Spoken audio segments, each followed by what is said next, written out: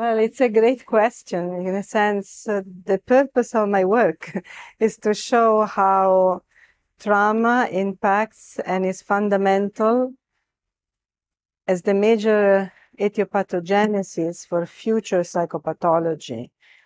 And when I speak about trauma, I speak about interpersonal traumatizations, and I actually divide between trauma of human agency, where a human responsibility is involved, so that evil is done either interpersonally or something is deprived of something that was necessary, like between mother and child, or violence happens between two or more people.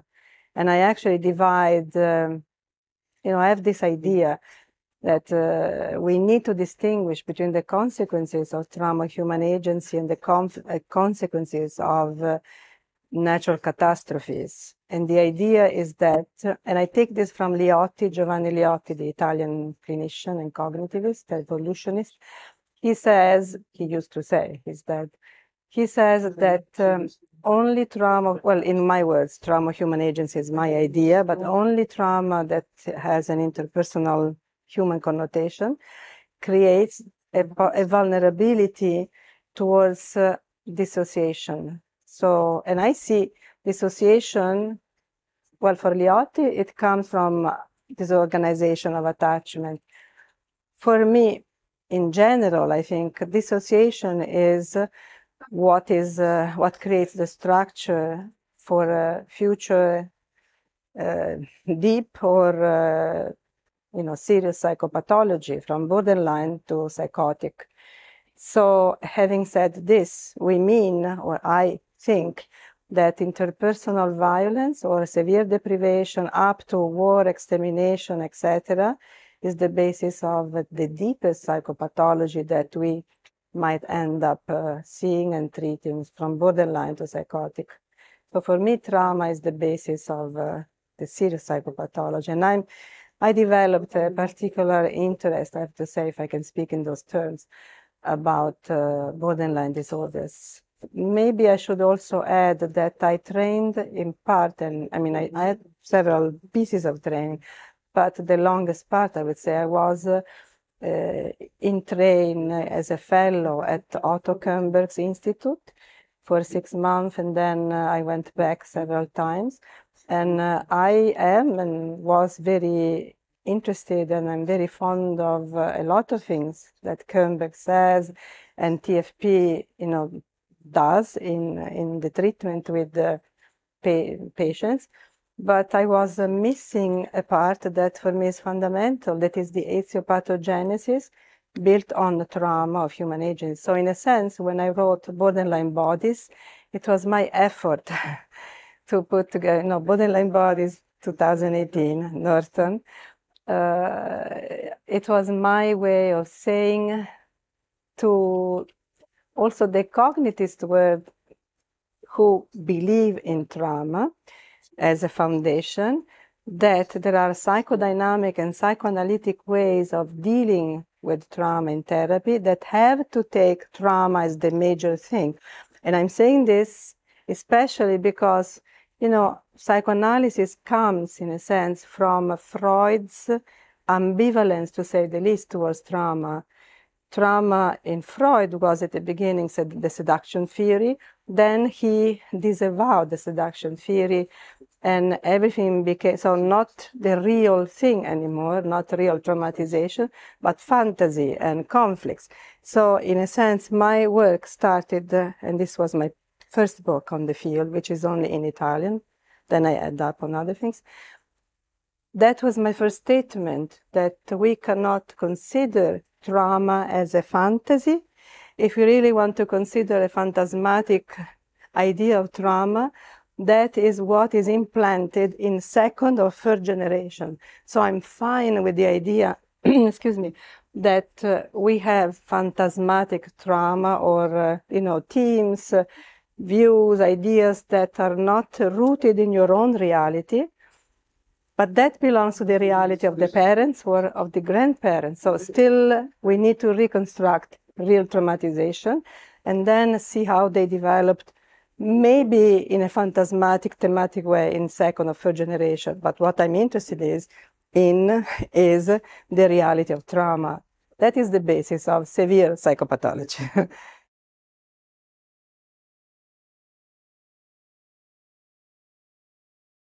If we want to start with Freud again, we ended with Freud in the previous question. I think Freud started with how important the body was. And even, the drives or the instincts are a midway between fantasy or phantasmatic realms and bodily based energy, features, whatever. But I think as we went on, the bodily part was mostly erased from psychoanalysis as something that is not so important. Even the idea that you can have clients or patients not in front of you looking at you and looking at each other, but in your back erases a lot of information that the body gives you. And that was for me a major erasure. So I think, I come also from, having worked a lot with the research and the wonderful work that Alan Shore has done. And for me, when I saw what he was doing and how he was putting together the neurobiology of development in a dual way of understanding psychoanalysis, development, etc., I thought this is where real psychoanalysts should be today, putting together the reality of attachment, the reality of how the body grows and develops in a dual way, and then explaining all the, neurobiology of hormones, of biological responses, of cortisol or HPA axis, understanding the functioning both of normal, in quote, responses and abnormal extreme stress responses. We are neurobiology, even if we might not care to know, but we need to start from a bottom-up approach to understand the rest. And for me, even the brain is body. I mean, the brain is not only the constructions of the mind, is not only consciousness, unconscious, whatever. The brain is neurobiology, is connectivity, is synapses, is cells, is disruption and destruction of erasure of cells and connectivity because of what happens in terms of neurobiology. This is what makes us human. So we are body, mind, and brain at the same time. And if we take out some of the pieces, we miss something. So we are not only the brain in an abstract sense, like the mind, the construction, the hypothesis. We are bodily based. We are the responses, the emotional responses to event, and how the chemical, energetic, or physical elements interact with the entire system. We have to understand that for anybody, but in particular when you have affect dysregulation, as in borderline people, when you have all kinds of dynamics that disrupts the good functioning, good adaptation, if you want to use this term, to the word, meaning if people are so far away or so detached from reality or from fulfillment that they need to do destructive and self-sabotaging things to themselves in order to, in a sense, regulate the system to respond to what they feel and to the interaction to the other. So everything is so neurobiological that both to understand health and to understand pathology, but especially, we work with the people who are sick, not with healthy people. We need to know the functioning of mind, body, and brain. And we are neurobiology, if we like it or not. Starting from the baby in the womb of the mother. That is also, the self that is born from the other, as I like to say, is also neurobiology. If the mother has, when she's pregnant, huge stress in the systems, we know that 80% of cortisol in the last 3 months of pregnancy or gestation goes from the mother to the child. Now, that cortisol is way too much for the systems that are developing for the child. So you need to know about this, also to make sure that the mother and the child are in safe conditions as much as possible. So neurobiology impacts our being all the time. And it's the distant discourse, I mean, the distant in time, it started very long ago between genetic and epigenetic, because we are genetic creatures, but every expression of our DNA or whatever is always impacted by what is happening right now, what is happening in relationship, what happened since the beginning. So we are always dealing with the neurobiology as it becomes what we are. That is my view.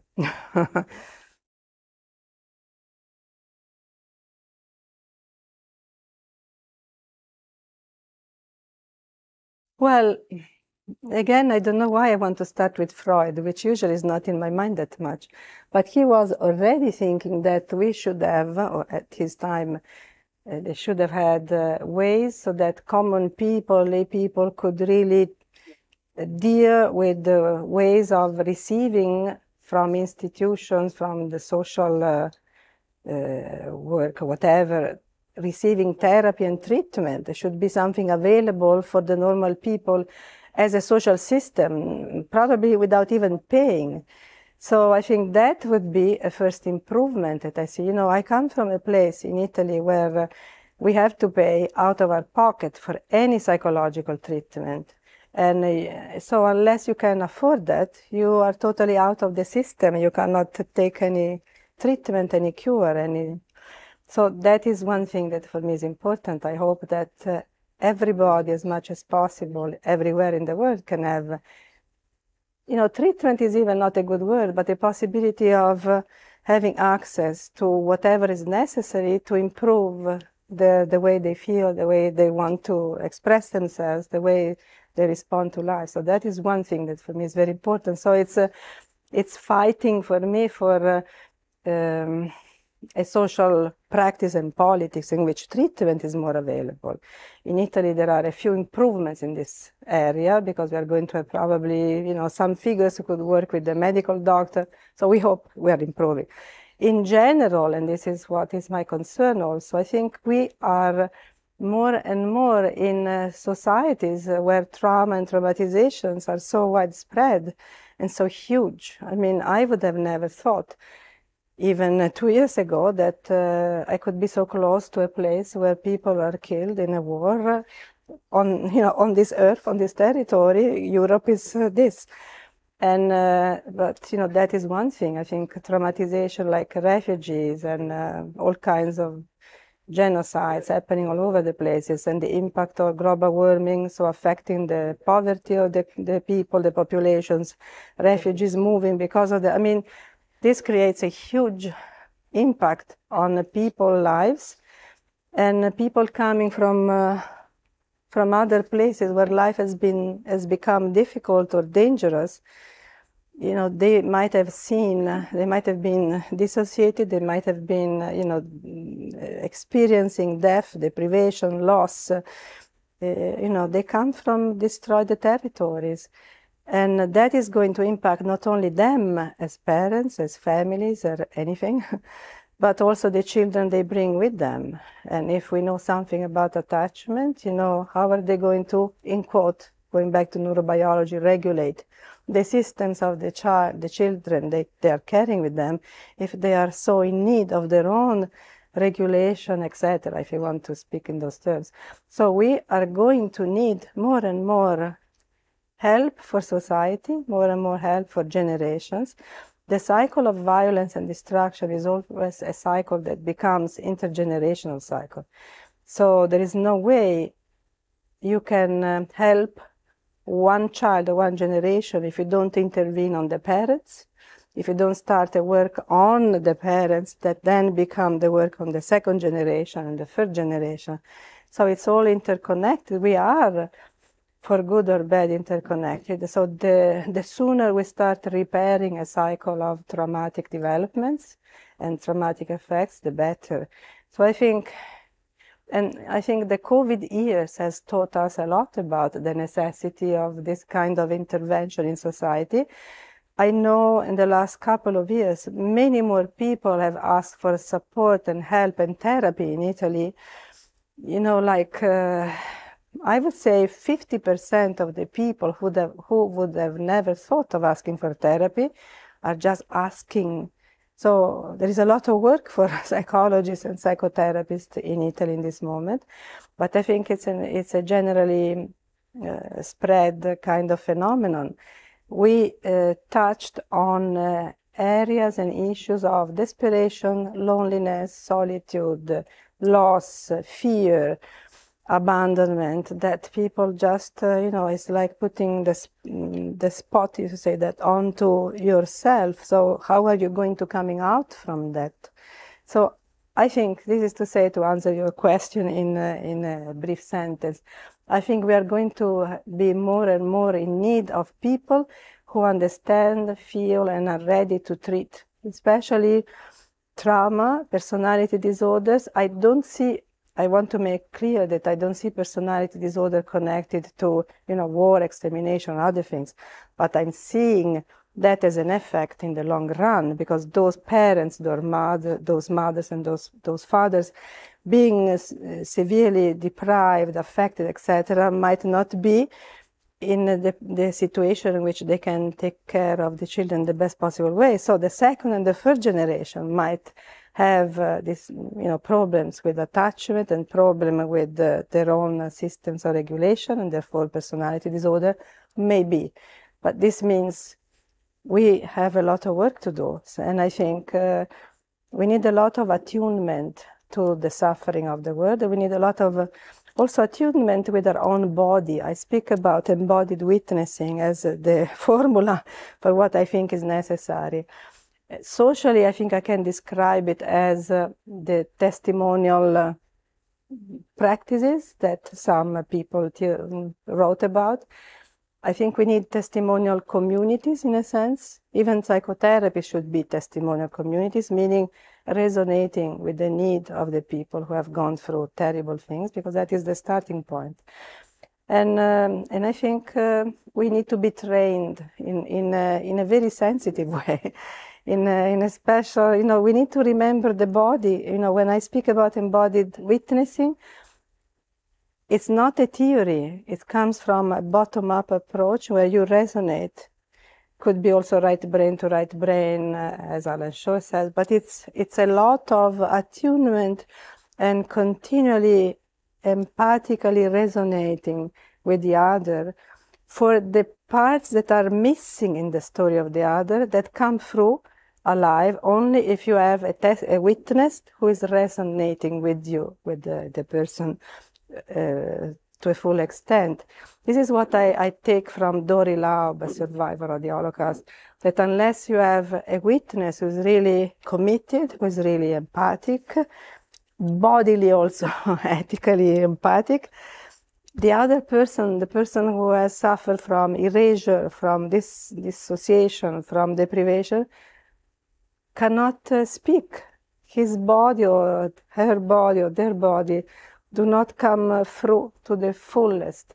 So you need to be in front, and you need, so forget about the couch, and you need to continuously work body, mind, and brain with each other. So I hope we take care of our bodies also more, but we need a lot of training within psychoanalysis to restore to the ethical commitment also of the body as witnesses.